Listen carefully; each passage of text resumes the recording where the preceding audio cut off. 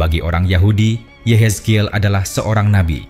Namun, di dalam Islam pun dia dianggap sebagai salah seorang nabi. Siapakah Yehezkiel yang dimaksud dalam Islam?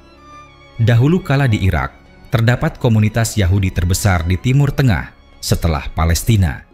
Jumlah mereka sekitar 120.000 orang dan mereka sudah berada di Irak sejak 2.500 tahun yang lalu. Di luar mereka, sebanyak 5.000 orang Yahudi dari berbagai daerah juga akan datang untuk menziarahi sebuah makam dan merayakan tradisi Paskah setiap tahunnya. Lalu, makam siapakah yang dimaksud? Terletak di dekat Najaf, sekitar 130 km dari kota Baghdad, ia adalah makam Nabi Yehezkiel, nabinya orang-orang Yahudi. Namun setelah pendirian negara Israel tahun 1948, dalam kurun waktu tahun 1951 hingga 1952, orang-orang Yahudi Irak beremigrasi dalam sebuah operasi rahasia yang direkayasa oleh Israel. Operasi pemindahan orang-orang Yahudi ke tanah yang dijanjikan, yakni Israel, mengakhiri kehadiran 2.500 tahun orang Yahudi di tanah Babilonia, nama kuno Irak. Operasi tersebut dinamai Operasi Ezra dan Nehemia.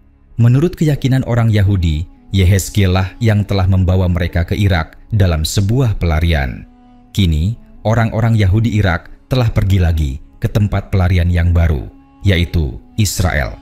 Sampai hari ini, identitas Yehezkiel di dalam Islam masih menjadi perdebatan. Aisyah Hidayatullah, seorang profesor studi Islam dari Universitas San Francisco, Amerika Serikat, dalam buku Encyclopedia of Islam, mengatakan bahwa Yehezkiel adalah salah seorang nabi di dalam Islam, dan di dalam Islam dia disebut dengan nama Zulkifli. Nama Zulkifli disebutkan sebanyak 2 kali di dalam Al-Quran. Dan ingatlah akan Ismail, Ilyasa, dan Zulkifli. Semuanya termasuk orang-orang yang paling baik. Quran Surah Sad ayat 48. Dan ingatlah kisah Ismail, Idris, dan Zulkifli. Semua mereka termasuk orang-orang yang sabar. Quran Surah Al-Anbiya ayat 85.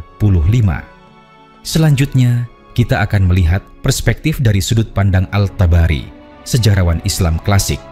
Al-Tabari memiliki nama lengkap Abu Ja'far Muhammad bin Jarir Al-Tabari.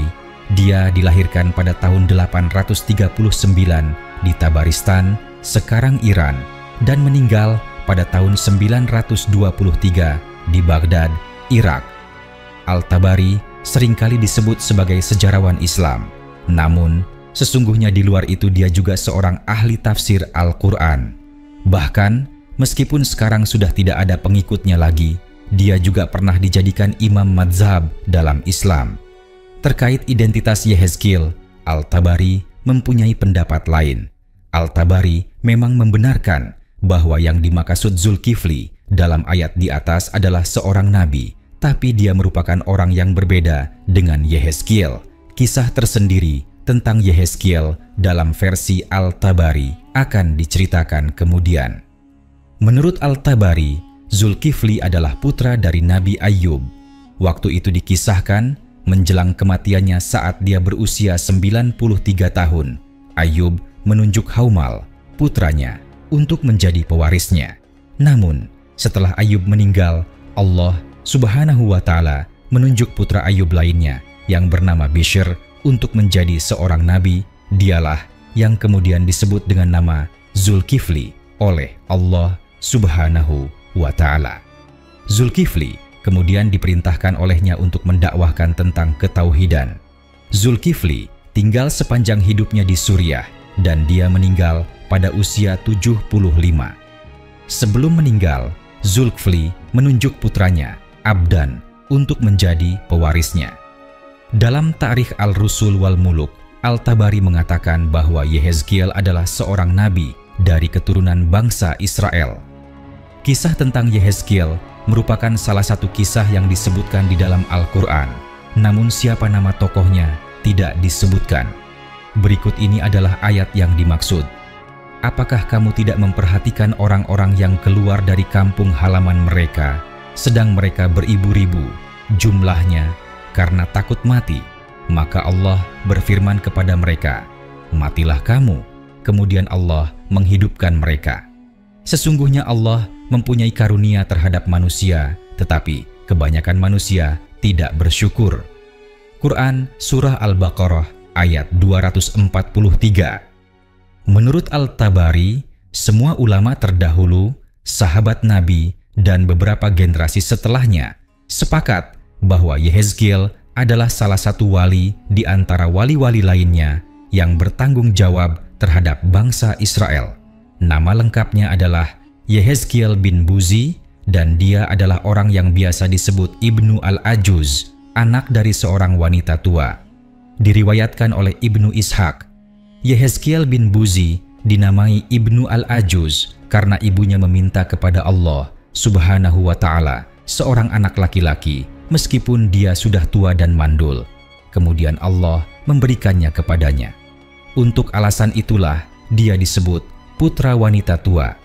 Dialah yang mendoakan orang-orang yang disebutkan Allah dalam kitab suci kepada Muhammad SAW, sebagaimana itu telah sampai kepada kita. Apakah kamu tidak memperhatikan orang-orang yang keluar dari kampung halaman mereka, sedang mereka beribu-ribu jumlahnya karena takut mati? Yehezkiel berseru, "Wahai tulang belulang yang berserakan, Allah memerintahkanmu untuk menyatu kembali." Sebuah ayat di dalam Al-Quran mengatakan bahwa Nabi Isa alaihi salam memiliki mukjizat dapat menghidupkan orang mati. Berikut ini adalah ayat yang dimaksud. "Dan sebagai Rasul kepada Bani Israel yang berkata kepada mereka, sesungguhnya aku telah datang kepadamu dengan membawa sesuatu tanda, mukjizat dari Tuhanmu, yaitu aku membuat untuk kamu dari tanah berbentuk burung. Kemudian aku meniupnya, maka ia menjadi seekor burung dengan seizin Allah. Dan aku menyembuhkan orang yang buta sejak dari lahirnya dan orang yang berpenyakit sopak. Dan aku menghidupkan orang mati dengan seizin Allah. Dan aku kabarkan kepadamu apa yang kamu makan dan apa yang kamu simpan di rumahmu. Sesungguhnya pada yang demikian itu adalah suatu tanda kebenaran kerasulanku bagimu jika kamu sungguh-sungguh beriman." Quran Surah Ali Imran ayat 49. Menurut tafsir Quraisy Shihab, ayat di atas mengacu kepada sosok Nabi Isa alaihi salam. Sementara itu, di dalam dunia Islam, umumnya orang-orang hanya mengetahui bahwa hanya Nabi Isa alaihi salam saja yang memiliki mukjizat untuk dapat menghidupkan orang mati. Namun, menurut Al-Tabari, mengacu kepada surat Al-Baqarah ayat 243 dan riwayat-riwayat dari para ulama terdahulu, sahabat Nabi, dan beberapa generasi setelahnya, ternyata ada Nabi lainnya yang memiliki mukjizat menghidupkan orang mati. Dialah Nabi Yehezkiel, atau dalam pelafalan bahasa Arab disebut Hizkil. Berikut ini adalah riwayat yang dimaksud. Diriwayatkan oleh Wahab bin Munabbih, kemalangan menimpa beberapa orang Israel disebabkan adanya bencana pada waktu itu. Mereka mengeluh tentang apa yang telah terjadi kepada mereka. "Apakah kami akan dimatikan? Kami ingin beristirahat dari apa yang kami alami sekarang." Allah berfirman kepada Yehezkiel, "Umatmu mengeluhkan kemalangan, menyatakan bahwa mereka ingin mati dan beristirahat. Tetapi apa yang tersisa bagi mereka dalam kematian? Apakah mereka berpikir bahwa aku tidak dapat membangkitkan mereka setelah kematian? Jadi berangkatlah ke dataran yang luas itu, karena di sana ada 4.000. Mereka adalah orang-orang yang dikisahkan oleh Allah. Apakah kamu tidak memperhatikan orang-orang yang keluar dari kampung halaman mereka, sedang mereka beribu-ribu jumlahnya karena takut mati? Bangkitlah dan kabarkan kepada mereka. Sekarang tulang belulang mereka sudah berserakan, burung-burung dan binatang pemangsa telah mencerai-beraikan mereka." Namun Yehezkiel menyeru mereka, berkata, "Wahai tulang belulang yang berserakan, Allah memerintahkanmu untuk menyatu kembali, dan tulang belulang dari masing-masing orang menyatu kembali." Kemudian Yehezkiel menyeru untuk kedua kalinya, mengatakan, "Wahai tulang belulang, Allah memerintahkanmu untuk dibalut daging." Mereka kemudian ditutupi oleh daging, dan setelah daging, oleh kulit, dan menjadi tubuh. Kemudian Yehezkiel menyeru untuk ketiga kalinya, mengatakan, "Wahai engkau roh, Allah memerintahkanmu untuk kembali ke tubuhmu." Roh mereka hadir atas izin Allah, dan mereka memujinya dengan serentak. Diriwayatkan oleh Ibnu Abbas, Murrah Al-Hamdani, Ibnu Mas'ud, dan beberapa sahabat Nabi Muhammad SAW. Apakah kamu tidak memperhatikan orang-orang yang keluar dari kampung halaman mereka, sedang mereka beribu-ribu jumlahnya, karena takut mati? Maka Allah berfirman kepada mereka, "Matilah kamu," kemudian Allah menghidupkan mereka. Di sebuah kota bernama Dawardan, sebelum Wasit, sebuah wabah terjadi. Orang-orang kebanyakan melarikan diri dan menetap di satu wilayah. Sebagian besar dari mereka yang tinggal di kota itu mati, sementara yang lainnya melarikan diri dan tidak banyak dari mereka yang mati. Ketika wabah hilang, mereka kembali ke kota dengan aman. Mereka yang selamat, orang-orang yang tidak meninggalkan kota, berkata, "Teman-teman kami ini lebih teguh daripada kami. Jika kami telah melakukan apa yang mereka lakukan, kami," maksudnya orang-orang yang tetap tinggal di kota, "akan tetap hidup. Sesungguhnya, jika wabah itu terjadi untuk kedua kalinya, kami akan pergi bersama mereka." Sebuah wabah terjadi kembali tahun berikutnya, dan mereka melarikan diri menjadi 30.000 lebih banyak, menetap di sebuah tempat yang merupakan lembah yang luas. Di lembah, salah satu malaikat menyeru mereka dari bawah, dan yang lainnya dari atas, "Matilah!" Dan mereka mati, sehingga mereka semua binasa dan tubuh mereka membusuk. Seorang nabi bernama Yehezkiel melewati mereka. Ketika dia melihat mereka, dia berhenti dan mulai memikirkan mereka. Dia menaruh jari-jarinya di mulutnya, berpikir, dan Allah berfirman kepadanya, "Wahai Yehezkiel, apakah engkau ingin aku menunjukkan kepadamu bagaimana aku akan menghidupkan mereka?" Yehezkiel menjawab, "Ya." Satu-satunya hal yang terlintas di pikirannya adalah dia ingin melihat kekuasaan Allah atas mereka. Jadi dia berkata, "Ya." Dia diberi perintah, "Panggillah." Jadi dia memanggil, "Wahai kalian tulang belulang, sesungguhnya Allah memerintahkanmu untuk menyatu kembali." Tulang belulang itu mulai berterbangan dari satu ke yang lainnya, sampai mereka menjadi kerangka yang utuh. Kemudian Allah berfirman kepadanya, "Berserulah engkau kepada tulang belulang, sesungguhnya Allah memerintahkanmu untuk dibalut dengan daging." Dan mereka menjadi ditutupi darah dan daging, dan pakaian yang mereka bawa saat mati menutupi tubuh mereka kembali. Kemudian dikatakan kepadanya, "Serulah." Dan dia berseru, "Wahai kalian tubuh, sesungguhnya Allah memerintahkanmu untuk bangkit." Jadi mereka bangkit. Sebagai kelanjutan dari kisah di atas, Mujahid bin Jabir meriwayatkan, orang-orang ini berkata, setelah dihidupkan kembali, "Kemuliaan bagimu, Tuhan kami. Kami memuji Engkau, tidak ada Tuhan selain Engkau." Kemudian mereka kembali ke orang-orang mereka hidup-hidup, mengetahui bahwa mereka telah mati, dengan warna orang mati di wajah mereka. Mereka mengenakan bukan pakaian kotor, seperti kain kafan. Kemudian mereka mati pada waktu yang ditentukan, yang telah ditetapkan bagi mereka. Ketika Umar sedang sholat, dua orang Yahudi berbicara di belakangnya. Apakah dia? Selesai, sholat Umar bertanya, "Katakan padaku tentang apa yang dikatakan salah satu dari kalian tentang apakah dia."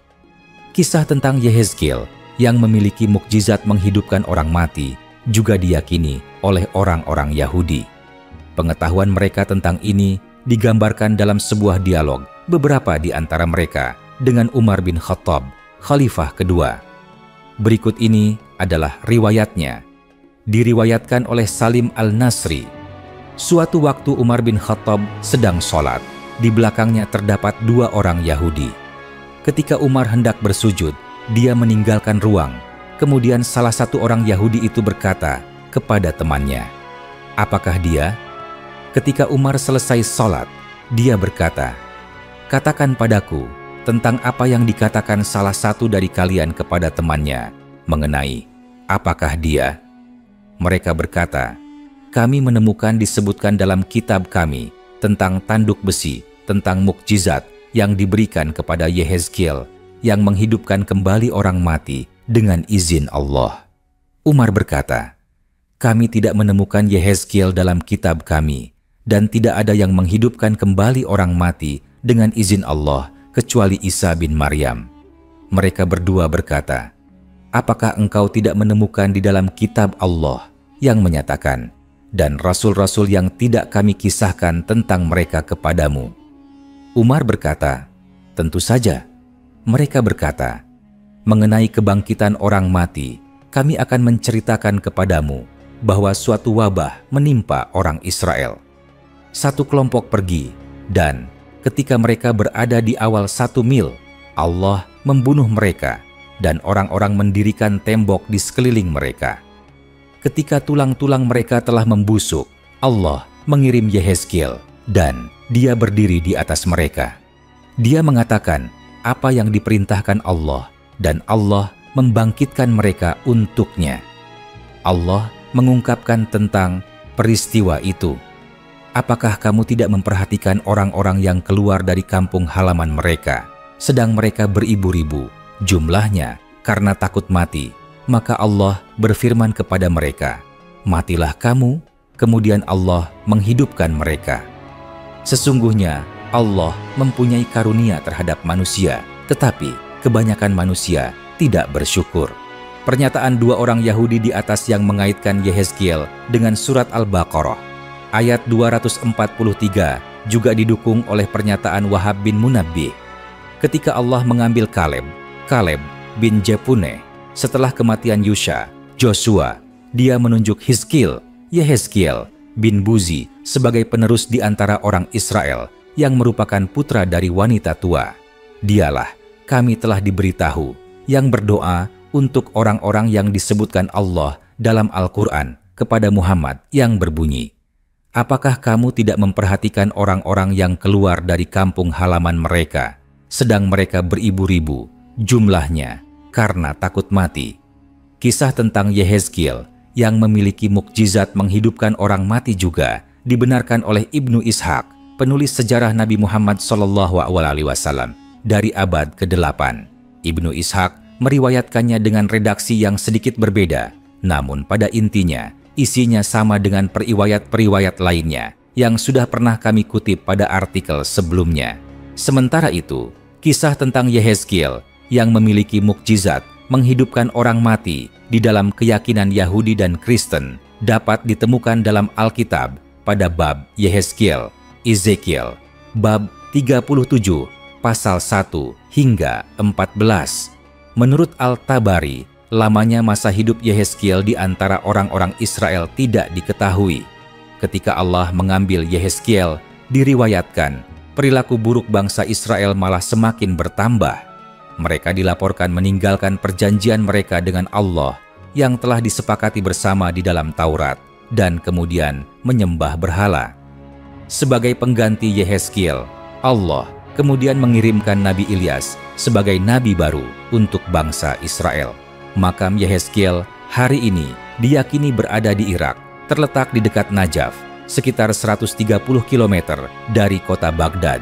Sebagian Muslim meyakini bahwa makam ini adalah makam Zulkifli, yang mana telah dibahas sebelumnya. Menurut Al-Tabari, Zulkifli dan Yehezkiel walaupun sama-sama nabi, tapi merupakan orang yang berbeda. Kompleks pemakaman ini terdiri dari makam dan menara. Selama beberapa generasi telah dijadikan tempat ziarah bagi orang Yahudi hingga akhirnya dikelola oleh Muslim mulai tahun 1316. Ziarah musim gugur pada hari Paskah biasanya mendatangkan ribuan orang Yahudi. Kompleks itu dibangun memakai batu bata yang bangunannya menempel kepada bangunan bekas masjid. Bentuknya kotak, di bagian atapnya terdapat kubah berbentuk kerucut tinggi.